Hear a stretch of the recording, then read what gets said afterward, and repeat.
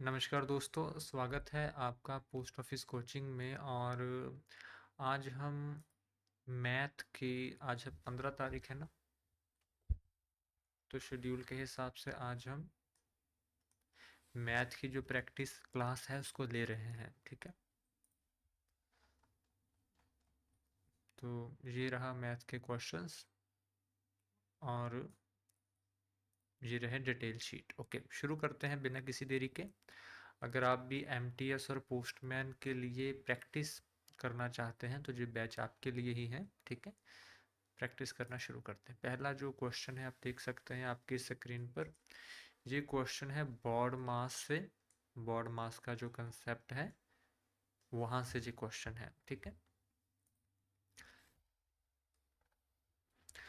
Baud मास का principal हमें ये बताता है, B O D M A S, कि सबसे पहले ब्रैकेट, फिर ऑफ, फिर डिवीजन, फिर मल्टीप्लिकेशन, फिर एडिशन, फिर सब्ट्रैक्शन। ठीक है, सबसे पहले ब्रैकेट को सॉल्व करना है, फिर ऑफ को सॉल्व करना है, फिर डिवीज़न को, फिर मल्टीप्लिकेशन को, फिर एडिशन को, फिर सब्ट्रैक्शन को। ठीक है, अभी इसमें यहाँ पर समझने की कोशिश करते हैं। सबसे पहले हम जो अंदर वाली ब्रैकेट है उसको सॉल्व करेंगे, यहाँ से लेकर यहाँ तक। ठीक है, ये वाली ब्रैकेट सॉल्व करेंगे। इसमें देखिए एक एडिशन है, एक सब्ट्रैक्शन है, दो साइन है।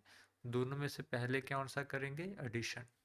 8 और 3 को अगर हमने जोड़ दिया तो बन जाएंगे 11। ठीक है, और 11 में से अगर 5 हमने निकाल दिए तो आंसर आ जाएगा 16। ठीक है, तो क्या आ जाएगा? 40 1/2 12 प्लस 10 माइनस 16। ठीक है, इस ब्रैकेट की जगह मैंने क्या लिख दिया? 16 लिख दिया। ठीक है, अभी हम इस ब्रैकेट को सॉल्व करेंगे जहाँ से जहाँ। 12 प्लस 10 22, पहले एडिशन होगी इसलिए पहले एडिशन कर रहा हूँ। B O D M A S, पहले एडिशन कर रहा हूँ। 12 प्लस 10 22, 22 से 16 निकालते हैं तो आंसर रह जाता है 8 9 10 11, 11 से 5, अरे 6 आना था जहाँ पर, 16 कहाँ से आ गया? ठीक है, हाँ ऐसे, हाँ। 12 प्लस 10 22, 22 से 6 निकालते हैं तो आंसर हमारा रह जाता है 16। ठीक है, तो 40 1/2 गुना 16। ठीक है, 16 को 2 से डिवाइड करेंगे 8, 40 को 8 से गुना करेंगे 320। ठीक है, तो इस जो क्वेश्चन का आंसर आया है वो हमारा आया है 320। ठीक है, इस तरह से हम दूसरा क्वेश्चन करेंगे।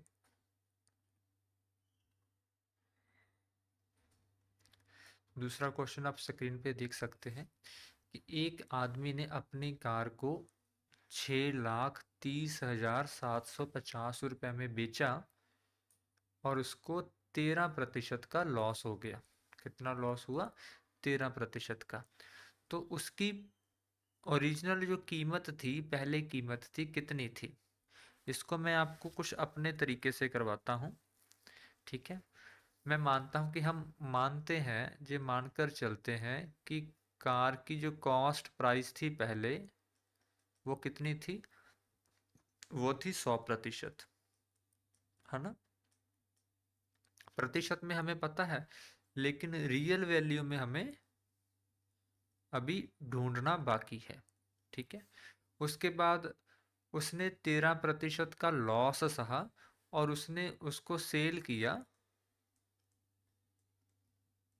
87% पर। क्योंकि 13% का लॉस हो गया 100 में से, तो 87% रह गया।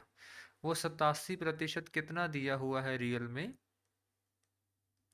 वो दिया हुआ है 6,30,750। ठीक है, कितना दिया हुआ है? 6,30,750। ठीक है, इसका मतलब कि 87% कितना है? वो है 6,30,750। और हमें ढूंढना क्या है, हमें ढूंढना है 100%, उसका रियल वैल्यू ढूंढना है। तो 87% अगर इतना दिया है तो 1% कितना होगा, 1% होगा 6,30,750 को अगर हम 87 से डिवाइड कर दें तो 1% का आंसर आ जाएगा, है ना। अब इसको डिवाइड करेंगे, थोड़ा मुश्किल है, चलिए करते हैं। इसको पहले तो 3 पे डिवाइड किया जा सकता है। अगर हम 3 पे डिवाइड करेंगे 750 का आ जाएगा, 750। चलिए साइड में कर लेते हैं, चाहे वो तो कोई दिक्कत नहीं है, हमारे एग्जाम में बहुत समय रहता है तो कोई ज़्यादा दिक्कत वाली बात नहीं है। 3 से डिवाइड करेंगे, 2 6 कट जाएगा, 1 3 कट जाएगा, फिर आएगा 0, 1 0 आ जाएगा, फिर आएगा 3 दूनी 6 0 7 आएगा, सॉरी 7, 2 दूनी 6, 1 5 5 जी आ जाएगा 210 250। ठीक है, अगर इसको 3 से काटेंगे ऊपर आ जाएगा 210 250, नीचे आ जाएगा 29। ठीक है, अब इसको आगे नहीं काटा जा सकता, इसको सॉल्व ही करना पड़ेगा। तो 210 250 को 29 से डिवाइड करते हैं, 29 को 10 से गुना करेंगे 290, 8 से गुना करेंगे 232, तो इसको किया जा सकता है 7 से, 7 से करने पर इसको 9 3 27, 7 9 63, 6 हाथ से 14, 14 से 20, हाँ तो 7 से करने पर आएगा 203। ठीक है, 7 बच गए, 2 बाकी, फिर इसको गुणा करेंगे 2 से आएगा 58, 12 2 14, फिर आएगा 5, फिर इसको गुणा करेंगे 5 से, 145 कट जाएगा और 0 इधर लग जाएगी, तो कितना आंसर आ जाएगा 7250। ठीक है, 1% कितना आ गया 7250, तो 100% कितना होगा 72500, मतलब कि 100 से उसको गुना कर दिया, इतना है ना, 7,25,000। तो जो 100% है उसकी रियल वैल्यू कितनी है 7,25,000, मतलब कि उसने गाड़ी को 7,25,000 में खरीदा था, 13% के लॉस पर 6,30,750 रुपये का बेच दिया। ठीक है, अभी कितना है 7,25,000। ठीक है, नेक्स्ट क्वेश्चन देखते हैं कि किसी काम को करने के लिए, कोई घर बनाने के लिए 12 लोगों ने 60 दिन लगा दिए। ठीक है, एक घर बनाने के लिए 12 लोगों ने 60 दिन लगा दिए। अगर 12 लोग ना होकर सिर्फ 5 लोग ही होते तो वही घर कितने समय में बनता, अगर सभी की जो स्पीड है काम करने की वो सेम है। ठीक है, तो ये हमारा क्वेश्चन है, चलो देखते हैं इसको। तो घर बनाने के लिए, हाउस बनाने के लिए 12 लोगों ने लगातार 60 दिन काम किया। ठीक है, 12 लोगों ने लगातार 60 दिन काम किया, तो कितना यूनिट काम हुआ, तो 720 यूनिट काम उन्होंने किया। कितना 720 यूनिट काम किया। ठीक है, और भी अभी कितने हैं 5 बंदे हैं सिर्फ, तो 720 को 5 से डिवाइड कर दोगे तो हमारा आंसर आ जाएगा 144 दिन लगेंगे। और ठीक है, इसको एक और है इसका तरीका, अल्टरनेटिव मेथड है, 12 गुना 60 इज इक्वल टू 5 गुना x। ठीक है, इसको m1 d1 is equal to m2 dt, जो फार्मूला होता है कि m1 होता है नंबर ऑफ आदमी, भी कितने आदमी थे, उस पीपल कितने थे, कितने दिन लगे उसी काम को करने के लिए, फिर कितने पीपल थे और कितने दिन लगे। ठीक है, ये फॉर्मूले से भी हम इसको निकाल सकते हैं। 5 60 से कट जाएगा, 12 आ जाएगा, 12 12 से मल्टीप्लाई होकर 144 दिन आ जाएंगे। आप इस फॉर्मूले से भी इसको निकाल सकते हैं, M1 D1 M2 D2। ठीक है,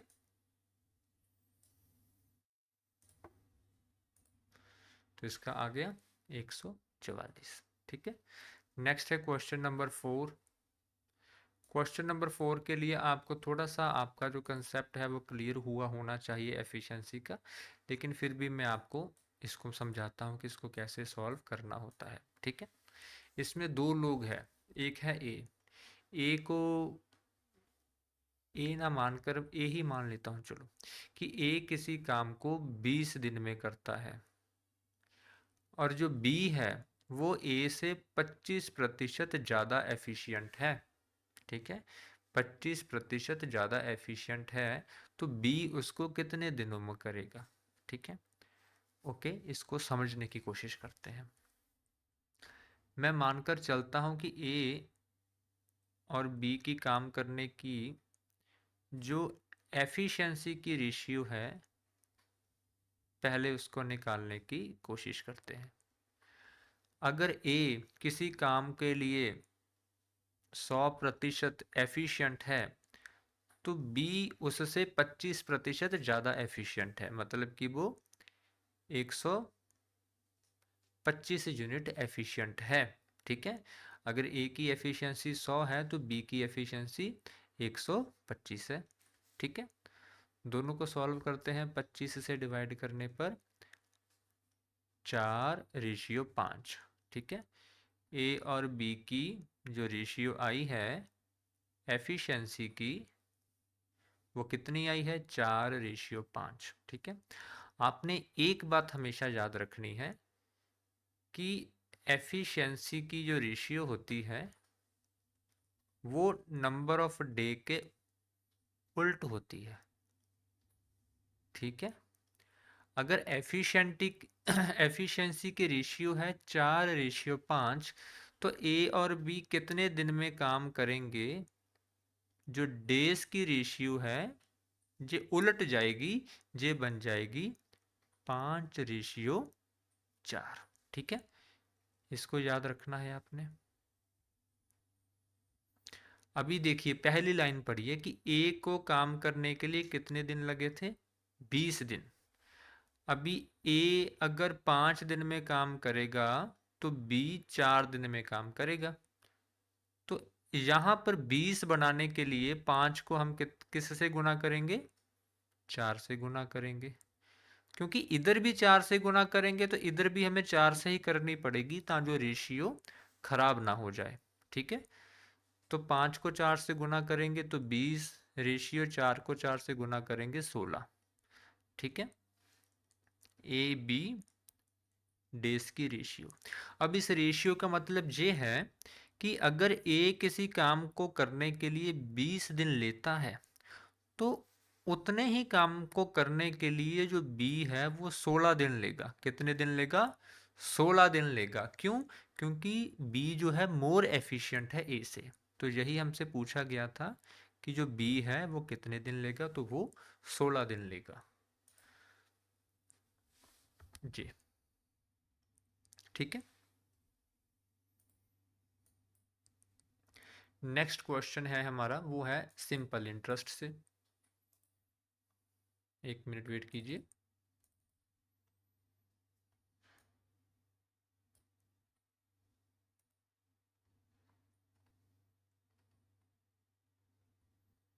चलिए,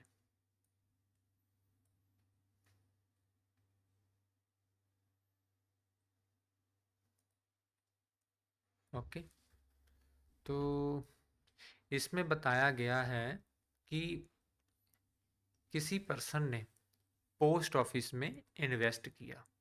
ठीक है, कोई भी पर्सन हो सकता है, उसने पोस्ट ऑफिस में इन्वेस्ट किया, पैसा अपना जमा किया, वो भी सिंपल इंटरेस्ट पर, और उसको जो ब्याज मिला, सिंपल इंटरेस्ट जो ब्याज मिला वो कितना मिला, 5,43,750 5 सालों में उसको उस बंदे को इतना ब्याज मिला। किस ब्याज दर पर? 7.25% पर एनम पर। तो उसने इन्वेस्टमेंट कितनी की है ये हमसे पूछा है। ठीक है, पहले तो हमें फॉर्मूला पता होना चाहिए सिंपल इंटरेस्ट का। Simple interest is equal to principal. Principal मतलब कि कितना पैसा शुरू में उन्होंने दिया, इनटू रेट ऑफ इंटरेस्ट, कितने ब्याज पर उसने वो पैसा इन्वेस्ट किया, इनटू टाइम, कितने समय के लिए किया, डिवाइडेड बाय 100।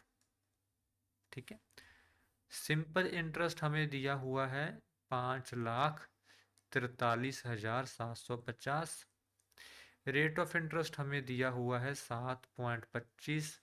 समा दिया हुआ है 5 साल। इसमें सभी वैल्यूज डाल देते हैं तो 5,43,750 इज इक्वल टू, प्रिंसिपल की जगह मैं P लिख देता हूँ, रेट ऑफ इंटरेस्ट है 7.25, 5 सालों के लिए इसको इन्वेस्ट किया, नीचे लिख देते हैं 100। ठीक है, इतना हो गया। अभी इसको और सॉल्व करते हैं। 5,43,750, 100 उधर ऊपर चले जाएगा, नीचे आ जाएगा 7.25। मैं 725 लिखता हूँ, डेसिमल का जो 100 है ऊपर ले जाता हूँ, नीचे आ जाएगा 5। ठीक है, अभी हमें इस इक्वेशन को सॉल्व करना है तो हमारा आंसर आ जाएगा। ठीक है, कोई जल्दबाजी नहीं है, पेपर में समय होता है, आराम से सॉल्व करना है। अगर जल्दबाजी करोगे तो इसी में रह जाओगे। ठीक है, तो पहले 5 को सॉल्व करते हैं। 5 को 100 से अगर हम डिवाइड करेंगे तो आंसर हमारा आएगा जहाँ पर 20, यहाँ पर 1। ठीक है, इतना हो गया। उसके बाद 725 को 5 से करते हैं। 725, 1, 2, 2, 4, 2, 5, 5, इसका आएगा 145, इसका आएगा 4। ठीक है, अभी फिर 5 से करते हैं, इधर आएगा 20 और इधर आएगा 10, 20 और 9, 29, कितना आएगा? 29। ठीक है, तो अभी हमारा जो रह गया है 54375 इंटू 20 इंटू 4 डिवाइडेड बाय 29। ठीक है, अभी हमें क्या है कि 29 को सॉल्व करना पड़ेगा, इससे 29 को डिवाइड करना पड़ेगा। मैं साइड में कर देता हूँ, 1 मिनट रुकिए।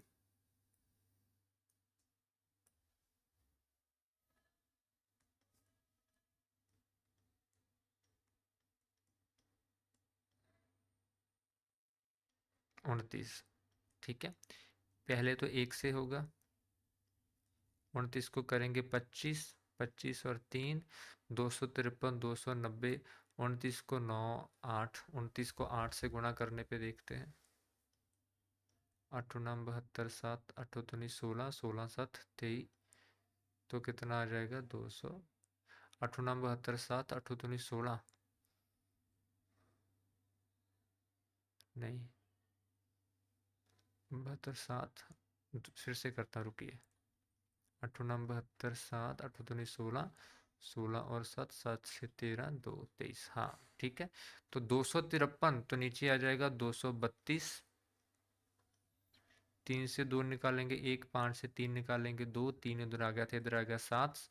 अभी 29 को गुणा करेंगे हम, 2 3 4 से 5, 29 को गुणा करेंगे 8 से, 7 से करके देखते हैं। 7 नाम 63, 6 7 दूनी 14, 14 से 20, 203।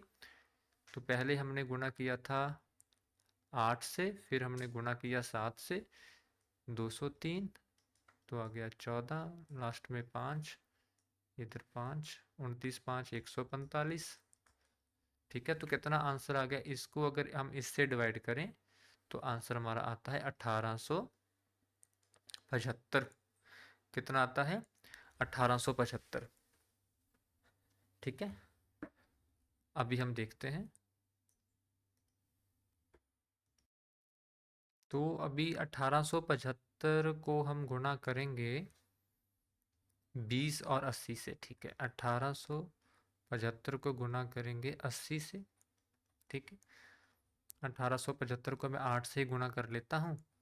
8 पंजा 40, 4 हासिल, 8 7 55, 4 6 हासिल, 8 8 64 6, 8 8 7 15, हाँ। तो कितना आ जाएगा, 15 जा 2 2 0, हाँ। 1875 जहाँ पर जीरो, हाँ। तो इसका आंसर जो हमारा आएगा कुछ 1.5 लाख या 15 लाख के करीब आएगा। देखते हैं कितना ऑप्शन है। हाँ, 15 लाख के करीब आएगा, ठीक है। इसमें मैंने यहाँ पर जीरो नहीं डाला था, इसलिए मेरा 1.5 लाख आ रहा है, वैसे 15 लाख आएगा, ठीक है। ओके, नेक्स्ट है क्वेश्चन कि जो 7 के पहले 5 मल्टीपल है उनका एवरेज क्या होगा। हमने जो पहली क्लास ली थी उसमें भी ऐसा क्वेश्चन किया था। 7 के पहले 5 मल्टीपल कौन से होते हैं, 7, 14, 21, 28 और 35, ठीक है। और एवरेज निकालने के लिए हमें सभी नंबर्स को जोड़ना होता है इस तरह से, और उसको डिवाइड करना होता है जितने नंबर ऊपर है। जैसे 1 2 3 4 5, तो 5 से हम डिवाइड कर देंगे, ठीक है। अगर आप इनको जोड़ देंगे तो 105 इनका सम आएगा। 5 से डिवाइड करेंगे 10 20, तो 21 इसका एवरेज आ जाएगा। 21 इसका एवरेज आ जाएगा, ठीक है। चलिए देखते हैं, इसका आंसर 21 है, हाँ, ठीक है। नेक्स्ट है ये वाला क्वेश्चन। इसमें हमें सिर्फ इन सभी नंबर्स को जोड़ना ही है। हमें बस ध्यान क्या रखना है कि डेसिमल के नीचे डेसिमल आना चाहिए, बस इतनी सी बात का ध्यान रखना है। जैसे पहले देखते हैं, 55 डेसिमल 55। दूसरा क्या है, 155 डेसिमल 00, क्योंकि उसके बाद कुछ नहीं है। तीसरा क्या है, 15 डेसिमल 55। चौथा क्या है, 0 डेसिमल 5, पीछे 0 डाल देते हैं। पांचवा क्या है, 0 डेसिमल 05, ठीक है। अभी देखिए, हमने हर डेसिमल के नीचे डेसिमल रखा है। जहाँ पर कुछ नहीं है वहाँ पर हम 0 लिख देंगे, ताकि हम कंफ्यूज ना हो, ठीक है। अभी देखिए, 5 10 15, 15 आ गए, एक हांसल इधर। 5 10 15 और एक हांसल 16, डेसिमल का डेसिमल, एक आंसर इधर। 5 10 15 और एक 16, एक आंसर इधर। 5 10 11 और 12, एक आंसर इधर। एक और 2, तो 226 डेसिमल 65, ये हमारा आंसर आना चाहिए। यही है 226 डेसिमल 65, ठीक है। नेक्स्ट है, ये वाला भी एक किस्म सा बोल सकते हैं बॉड मास से है, और जो ये वाला है ये है एवरेज से। टॉपिक में आपको साथ साथ में बताता हूँ। ये वाला जो है ऊपर वाला, ये तो है सिंपल इंटरेस्ट से। ये वाला है वर्क एंड टाइम से। ये वाला है, ये भी वर्क एंड टाइम से ही है। ऊपर वाला है प्रॉफिट एंड लॉस से, ठीक है। सबसे ऊपर वाला है बॉड मास से, ठीक है। जो नेक्स्ट वाला है 8 नंबर क्वेश्चन, जो है परसेंटेज में से। इसमें हम दोनों को अलग अलग सॉल्व करेंगे। पहले मैं इसको सॉल्व करूंगा, फिर मैं इसको सॉल्व करूंगा, ठीक है। पहले सॉल्व करते हैं। 26% ऑफ 450। मैंने आपको बताया था कि जब कभी भी प्रतिशत हटाना हो तो उसको 100 से डिवाइड कर देते हैं। जैसे 26 का क्या लिख देंगे, 26/100। और ऑफ का हमेशा लिखेंगे मल्टीप्लिकेशन, गुना लिख देंगे, और 450 ऐसे, ठीक है। एक जीरो इस जीरो से कट गई, 5 से जे कट गया, 9 2, 26 2 से कट गया 13, 13 को 9 से गुना करेंगे 117। तो इसका आंसर हमारा आया 117, ठीक है। अभी हम निकालेंगे 35% ऑफ 210। प्रतिशत हटाना है तो 35/100 लिखेंगे, ऑफ का मतलब गुना होता है, 210 वैसे ही 0 से 0 कट जाएगा। 35 और 10 को मैं 5 से अगर काटूंगा तो 7/2 आएगा। ठीक है, ओके। 21 को 7 से गुना करूंगा, 7 14 147 आएगा। 147/2 तो आ जाएगा 70 70 35 2 7 दूनी 14 7 3 दूनी 6.5 है ना। तो इसका आंसर क्या आ जाएगा 73.5। अभी दोनों का हम जोड़ देंगे 117.0 और 73.5। तो 5 7 3 10 एक आंसर 7 8 9 1। तो आंसर हमारा आ जाएगा 190.5। ठीक है, कितना आ गया 190.5। ठीक है, नेक्स्ट क्वेश्चन देखते हैं कि एक रनर है जो कि 45 किलोमीटर प्रति घंटे की स्पीड से दौड़ रहा है, तो 36 सेकंड में वो कितनी डिस्टेंस कवर करेगा। अभी देखिए यहां पर जो यूनिट है वो सेकंड है, और यहां पर जो यूनिट है वो है किलोमीटर, और प्रति आवर घंटा है। तो इनको भी सेकंड्स में कन्वर्ट करना पड़ेगा। मैं आपको एक फॉर्मूला बताता हूं, हमेशा उसको याद रखना कि अगर तो आपने किलोमीटर प्रति आवर को मीटर प्रति सेकंड में चेंज करना है, तो आपको किलोमीटर प्रति आवर को 5/18 से गुना करना पड़ेगा, फिर वो मीटर प्रति सेकंड में चेंज हो जाएगा। ठीक है, अगर मीटर प्रति सेकंड को आपने किलोमीटर प्रति आवर में चेंज करना है तो इसको 18/5 से गुना करना पड़ेगा, तो वो किलोमीटर प्रति आवर में चेंज हो जाएगा। ठीक है, अभी जैसे हमारे पास क्या है 45 किलोमीटर प्रति आवर, इसको अगर हम 5/18 से गुना करेंगे तो क्या आ जाएगा, 9 से काटेंगे 9 दूनी 18 9 5 45 पंजू पांजा 25, तो आ जाएगा 12.5 मीटर प्रति सेकंड। ठीक है, ये स्पीड कितने में आ गई मीटर प्रति सेकंड, मतलब कि एक सेकंड में वो बंदा 12.5 मीटर दौड़ता है। तो 36 सेकंड में कितना दौड़ेगा, 12.5 को 36 से गुना कर दो, सिंपल सी बात है। 12.5 को दो 36 को मैं 2 गुना 18 लिख देता हूँ, वो भी वही बात है। इसका 25 आ जाएगा, 18 18 दूना 36 36 नौ 45, तो 450 मीटर वो जो डिस्टेंस है वो तय कर लेगा। ठीक है, 450 मीटर जो डिस्टेंस है वो तय कर लेगा। ठीक है, लास्ट क्वेश्चन कि 34 स्विचेस की कीमत 124 है, तो 204 स्विचेस की कीमत कितनी होगी। अभी 34 स्विचेस की कीमत कितनी है 124, तो एक स्विच की कीमत कितनी होगी 124/34।